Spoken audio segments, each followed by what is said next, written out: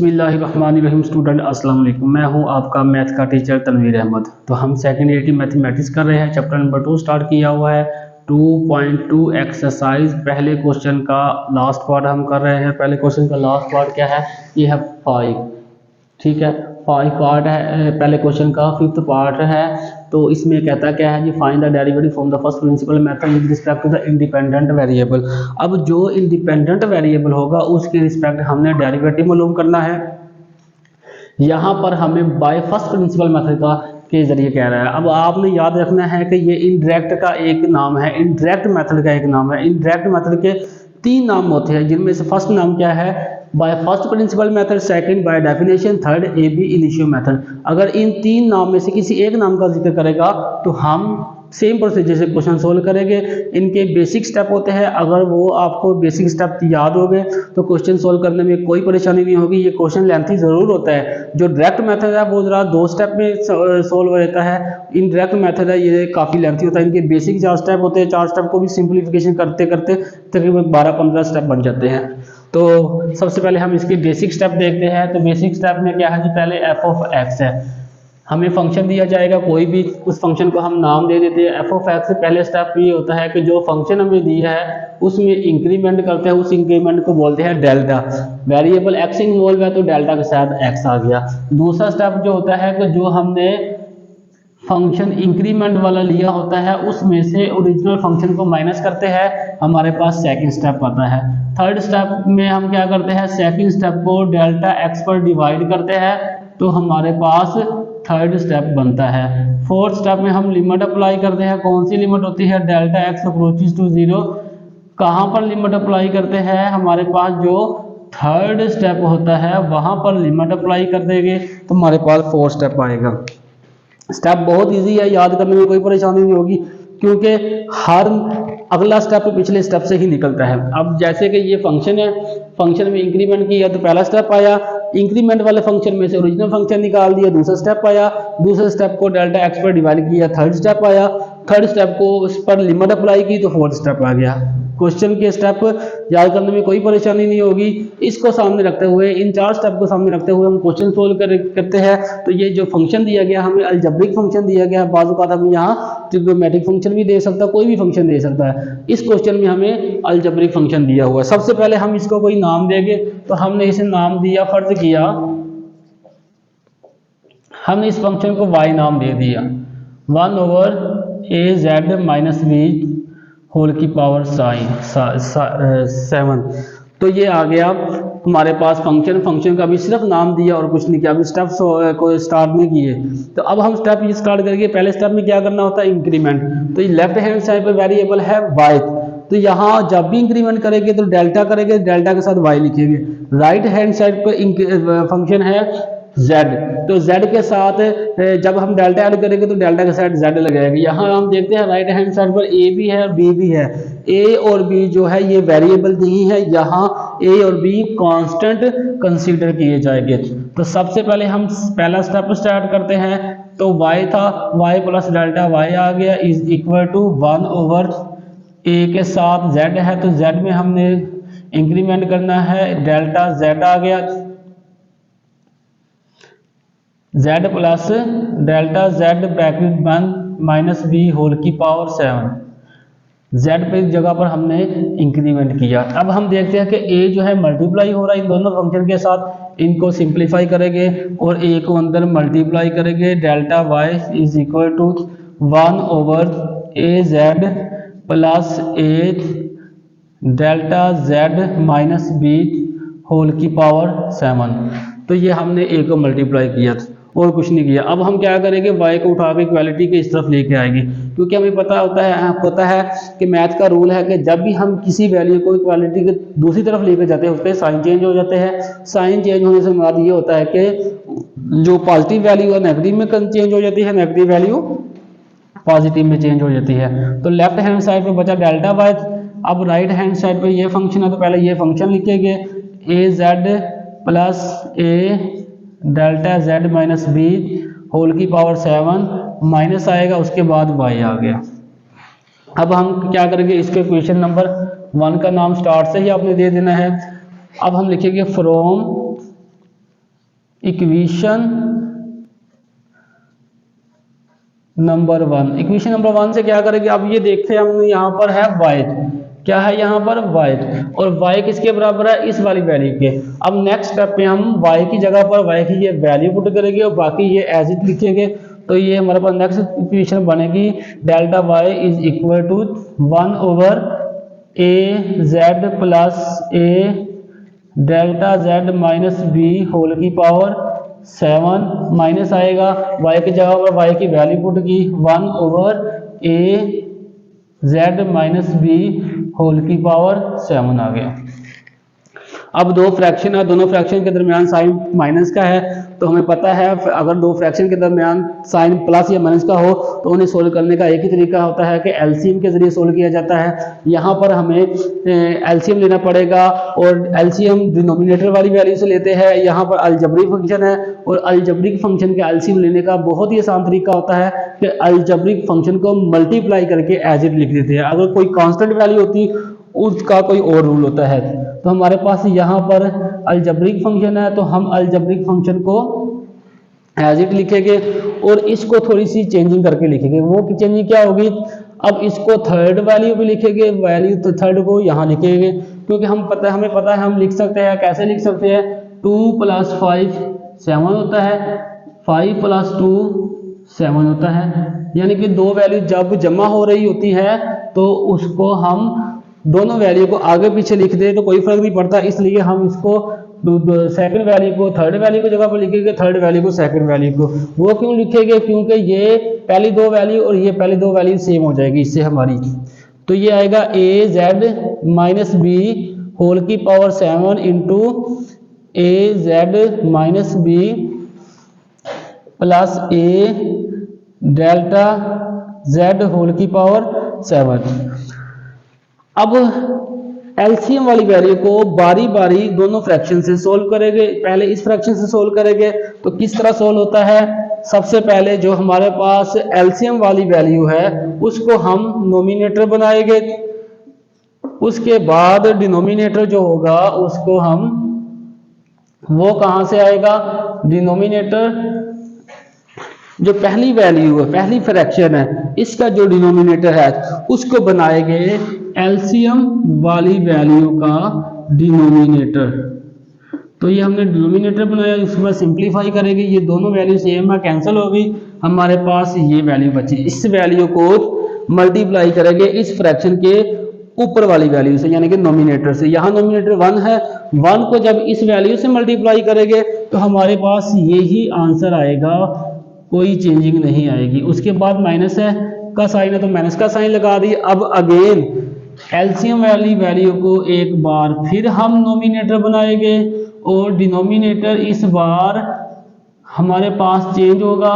Denominator हम जो है वो नेक्स्ट फ्रैक्शन की जो डिनोमिनेटर वाली वैल्यू है उसको एलसीएम का डिनोमिनेटर बनाएंगे। यहाँ पर नेक्स्ट स्टेप, नेक्स्ट फ्रैक्शन की डिनोमिनेटर है ए जेड माइनस बी होल की पावर 7। इस बार ये दोनों वैल्यू कैंसिल, ये वाली वैल्यू बची, इस वैल्यू को इस फ्रैक्शन के नोमिनेटर से मल्टीप्लाई करेंगे। नोमिनेटर में वैल्यू 1 है, 1 को जब इस फंक्शन से मल्टीप्लाई करेंगे तो हमारे पास यही जवाब आएगा, ए जेड माइनस बी प्लस ए डेल्टा जेड होल की पावर 7। ये हमारे पास इक्वेशन सादा तरीन फॉर्म आ गई। हमने एलसीएम ले लिया इस इक्वेशन का।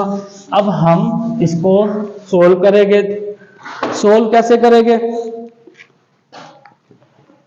ये जो है जिसके गिर्द मैंने ब्रैकेट लगाई है इसको पहली वैल्यू कंसीडर करेंगे और इसको दूसरी वैल्यू कंसीडर करेंगे। यानी कि पहला फंक्शन हमारे पास ये हो गया, दूसरा फंक्शन ये हो गया। अब नेक्स्ट स्टेप में हम ये वाली वैल्यू कॉमन लेंगे तो हमारे पास बचेगा delta Y is equal to a Z minus B whole की पावर 7। उसके बाद माइनस किया साइन है, माइनस का साइन लगा दिया, फिर स्क्वायर ब्रैकेट स्टार्ट, ए जेड माइनस बी होल की पावर 7 आ गया। यहाँ पर आएगा होल की पावर इंटू आएगा 1 प्लस ए डेल्टा जेड माइनस ए जेड माइनस बी होल की पावर 7 और डिवाइडेड बाय आएगा डिनोमिनेटर वैल्यू वाली वैल्यू में कोई फर्क नहीं आएगा, डिनोमिनेटर वाली वैल्यू एज इट ही लिखेंगे हम ए जेड माइनस बी प्लस ए डेल्टा जेड और 7। डिनोमिनेटर वाली वैल्यू में कोई चेंजिंग नहीं की, एज इट आ गया। यहाँ से हमने कॉमन लिया और यहाँ पर हमारे पास 1 बचा और ये एज इट आ गया।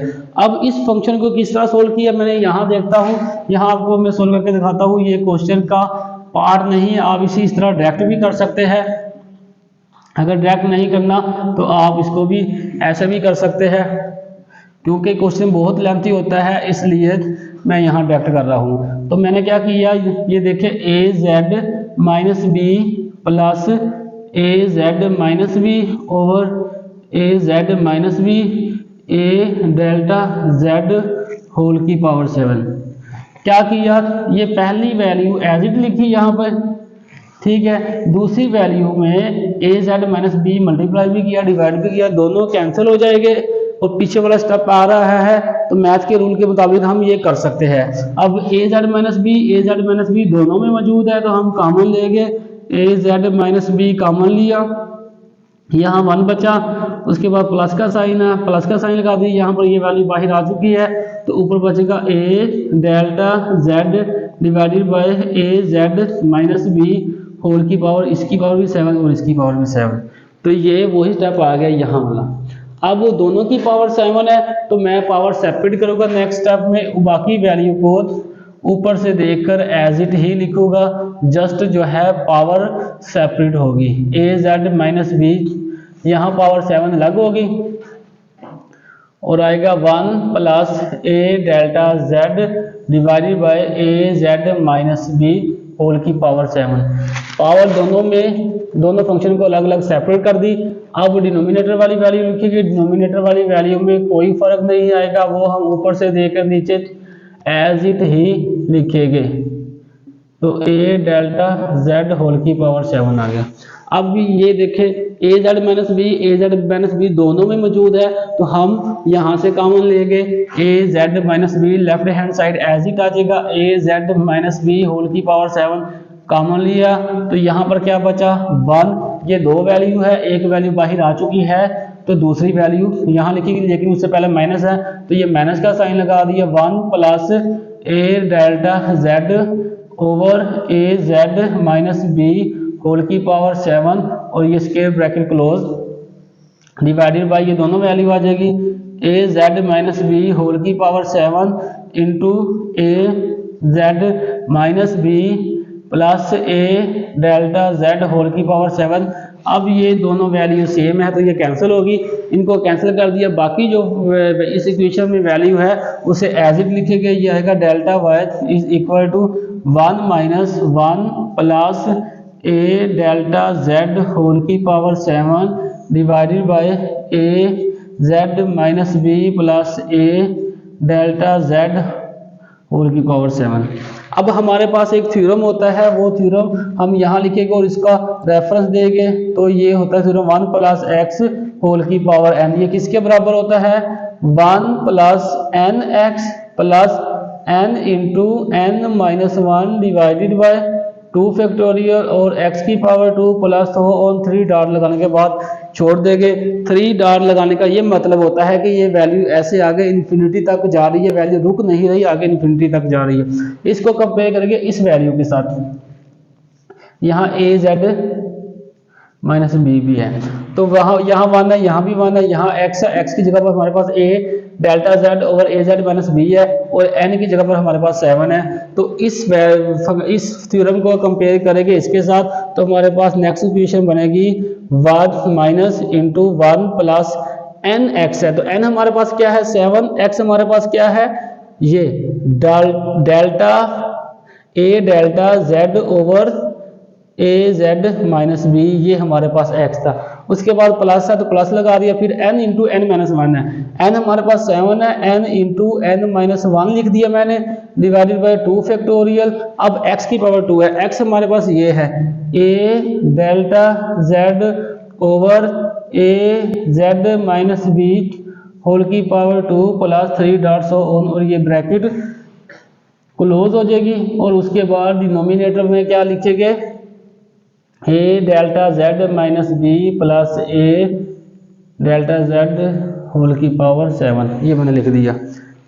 अब हम क्या करेंगे, ये ब्रैकेट है, ब्रैकेट से पहले माइनस का साइन है, तो हमें पता है जब भी किसी ब्रैकेट से पहले माइनस का साइन होता है तो हम अंदर वाली वैल्यू को चेंज कर देते हैं। एक तो अंदर वाली तमाम वैल्यू, ब्रैकेट के अंदर वाली तमाम वैल्यू चेंज होगी, तो वो हम चेंज करेंगे। ये left hand side delta y as it मैंने लिखी। फिर हम ये जो डिनोमिनेटर है उसको मैं सेपरेट लिखता हूँ, ए जेड माइनस बी प्लस ए डेल्टा जेड होल की पावर 7, और ये bracket start.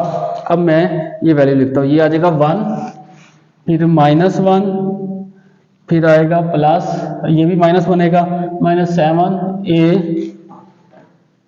Delta Z divided by A Z minus B, फिर आएगा -7 इंटू 6 डिवाइडेड बाय 2 फैक्टोरियल, फिर आएगा A square delta X square over A Z minus B whole square -3 dots, और ये bracket close. Divided वाली value को मैंने side पे यहाँ लिख दिया, ये +1, ये -1 से कैंसिल, बाकी वैल्यू को ऐसे ही एज इट उतार देंगे। यह आएगा 1 ओवर ए जेड माइनस बी प्लस ए डेल्टा जेड होल की पावर 7, और ये bracket start, -7 A delta z over A Z minus B आएगा। अब ये वैल्यू को एज इट लिखेंगे, -7 6 32 2 factorial a square delta x के डेल्टा एक्स डेल्टा जेड आएगा यहाँ पे, ठीक है, divided by A Z minus B whole की power 2 -3 dots on bracket close.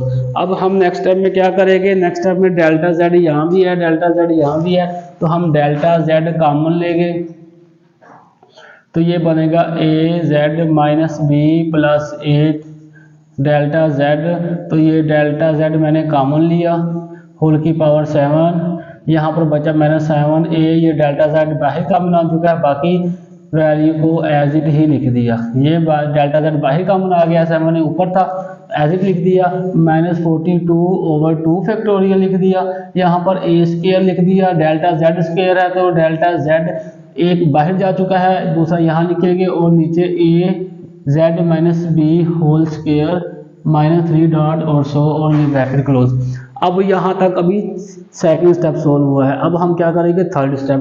Third step में क्या होता है, डेल्टा से हम डिवाइड करते हैं बोथ साइड, तो हम यहाँ क्या करेंगे, लिखेंगे divided by delta Z on both sides, दोनों तरफ डेल्टा जेड से डिवाइड किया, तो लेफ्ट हैंड साइड पे डेल्टा वाई है, तो ये डेल्टा जेड से डिवाइड कर दिया, तो ये आएगा delta z over delta z into a Z minus B plus A delta z power 7 as it लिख दिया, और उसके बाद ये ब्रैकेट के अंदर वाली वैल्यू को ऊपर से देकर नीचे एज इट ही लिखेंगे, a Z minus b -42 over 2 factorial a square delta z over A Z minus B whole square minus on और ब्रैकेट क्लोज। अब ये डेल्टा जेड आपस में कैंसिल, बाकी वैल्यू को अगेन ऐसे ही लिखेंगे, delta y over delta z is equal to 1 over A Z minus B plus A delta Z whole की power 7 -7 a over A Z minus b -42 over 2 factorial a square delta z over A Z minus B whole की power 2 minus आ जाएगा ये, so on ये बन। अब second third step भी solve हो गया। अब फोर्थ स्टेप है, फोर्थ स्टेप में हम लिमिट अप्लाई करते हैं, तो यहाँ हम लिखेंगे अप्लाई लिमिट। लिमिट कौन सी होती है, डेल्टा एक्स होती है, यहाँ पर वेरिएबल जेड इन्वॉल्व है, तो हम जेड लिखेंगे 0 ऑन बोथ साइड, तो हम यहाँ पर दोनों तरफ लिमिट अप्लाई करेंगे तो ये आ जाएगा limit delta z approaches to 0 delta y over delta z is equal to limit delta z। अब उसके बाद ये लेफ्ट राइट हैंड साइड वाली वैल्यू जितनी भी है एज इट लिखेंगे 1 ओवर ए जेड माइनस बी प्लस ए डेल्टा जेड होल की power 7 into minus 7a over A Z minus b into minus 42 over 2 factorial a square delta z over A Z minus B whole की power 2 minus 3 dot so on ये bracket close. यहाँ पर ये जो left hand side है ये पूरी value derivative कहलाती है। इसे लिखते हैं d y over d x, इसे कहते हैं derivative of y with respect to z। यहाँ पर z x नहीं है, यहाँ पर z है तो हमने z लिखा। अब राइट हैंड साइड पर जहाँ डेल्टा z है वहाँ 0 पुट करेंगे तो ये 1 ओवर ए जेड माइनस बी प्लस ए इंटू 0 होल की पावर 7 हो गया। ये आ जाएगा पहली टर्म में डेल्टा z नहीं है तो पहली टर्म एज इट ही लिखेंगे a Z minus b minus 42 over 2 factorial a square 0 over A Z minus B whole square minus 3 dot so on, ये क्लोज होगी। अब यहाँ पर 0 0 एक साथ मल्टीप्लाई होगा 0 हो जाएगा, ये 0 ये पूरी वैल्यू को मल्टीप्लाई 0 कर दे, मल्टीप्लाई के बाद 0 करेगा तो हमारे पास कुछ इस तरह से इक्वेशन बनेगी। Left hand side d y over d z, right hand side पर 1 ओवर ए जेड माइनस बी होल की power 7 into minus 7a over ए जेड माइनस बी, ये हमारे पास वैल्यू आ गई। अब यहाँ पर देखिए ए जेड माइनस बी तो ये ऐड हो जाएगी वैल्यू। हमें पता है कि जब भी एहसास या बेस सेम होते हैं तो दोनों अगर वैल्यू मल्टीप्लाई हो रही होती है तो हम उनको ऐड कर देते हैं पावर को और किसी चीज़ को नहीं, तो ये पावर ऐड होगी। 7 ये था, पावर 1 1 ये थी, 7 और 1 8 हो गया। ये मैंने 8 लिखा, ऊपर वाली वैल्यू को एज इट आ गई। तो क्वेश्चन की स्क्रीनशॉट ले ताकि नोट्स बनाने में आपको आसानी हो। तो क्वेश्चन देखने में तो बहुत लेंथी है, लेकिन अगर आपके पास बेसिक 4 स्टेप आपको याद है तो क्वेश्चन सोल्व करने में कोई परेशानी नहीं होगी। 4 स्टेप क्या होता है, पहले स्टेप में इंक्रीमेंट करनी होती है, दूसरे स्टेप में इंक्रीमेंट वाले फंक्शन में से ओरिजिनल फंक्शन को निकाल देना होता है, थर्ड स्टेप में जो सेकंड स्टेप होता है वहाँ डेल्टा एक्स से या यहाँ पर यहाँ पर जो वेरिएबल इन्वॉल्व होता है इंडिपेंडेंट वेरिएबल, उसके रिस्पेक्ट हम डिवाइड करते हैं। थर्ड स्टेप में सेकेंड स्टेप को डेल्टा जी से डिवाइड करेंगे तो हमारे पास थर्ड स्टेप आएगा और थर्ड स्टेप पर limit delta z approaches to 0 apply करेंगे तो हमारे पास 4 स्टेप आएगा। यहाँ देखिए, यहाँ हमने इंक्रीमेंट किया, उसके बाद ये माइनस किया, तो ये सारी सिंप्लीफिकेशन है। यहाँ हमने थर्ड स्टेप में डिवाइड किया और फोर्थ स्टेप में लिमिट अप्लाई की। बेसिक 4 स्टेप, लेकिन सिंप्लीफिकेशन करने में थोड़ा सा क्वेश्चन लेंथी हो जाता है, इसलिए आपको बार बार एक बात कह रहा हूँ कि आपने बेसिक जो स्टेप होते हैं वो तो याद रखने होते हैं। उसके अगर वो याद हो गए क्वेश्चन को सॉल्व करने में कोई परेशानी, जितना मर्जी लेंथी क्वेश्चन हो, हम स्टेप बाय स्टेप चलेंगे तो क्वेश्चन इजीली सॉल्व हो जाएगा। तो अगर तो क्वेश्चन की आपको समझ लगी है तो वीडियो को लाइक करें, चैनल को सब्सक्राइब करें। अगर क्वेश्चन की समझ नहीं लगी तो नीचे कमेंट्स करें ताकि आपको मज़ीद बेहतर तरीके से समझाया जा सके।